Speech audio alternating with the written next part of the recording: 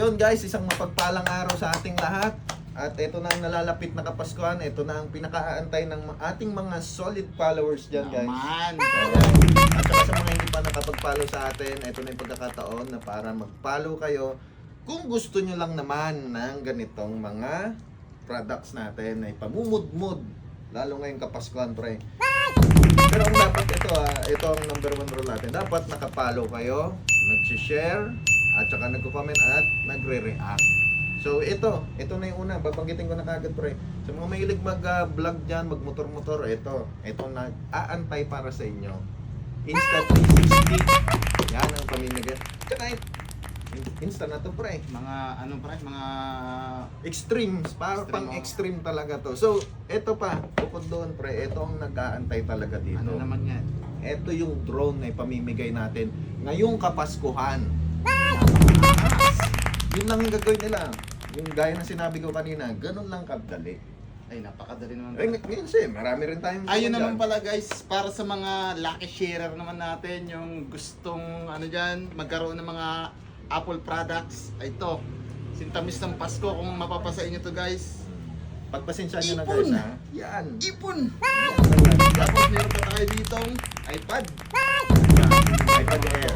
At saka Apple Watch. Apple Watch. Ay, grabing mga ano yan. So pagpasensya nyo yan guys ha. Ito lang yung nakayanan ba namin. Para sa mga solid followers natin. Yun. Pare ano yan? Ano yung ayos yung pamimigay nyo ah? Ay, ito yung inaano ni... Totoo ba yan? Bigay. Oo. Yun ang sabi nila. Yun ang sabi nila. Paano kami magpapamigay? Yung mga wala namang laman yan. Eh! Pinulot lang naman namin sa ano to basura. Oh, Wala pang ayan. laman yan? Ikaw naman, ano ka ba naman? Alam mo, yan yung ginagawang taktika nila para madaling makahugot ng mga followers yung magpa-follow sa kanila. Eh wag kayong maniniwala guys. Kalukuhan lang to. Hindi nga. Kawawa kaming namumulot ng mga ganitong klaseng basura.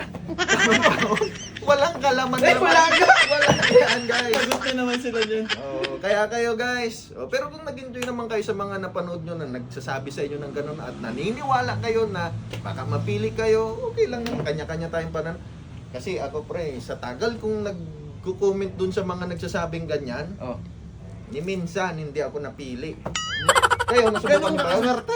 Ay, ganun na ako kaswerte. Kayo, nasubukan niyo ba yun? Eh, kagaya rin ng sinabi mo, pre. Ewan ko si ano. Hindi namin nasubukan yun eh. Hindi rin sila nanalo. So, huwag kayong maniniwala yun guys. It's a prank lang yun. Okay? Ang gusto ko lang mangyari ngayon, batiin kayo ng isang maligayang Maligaya. So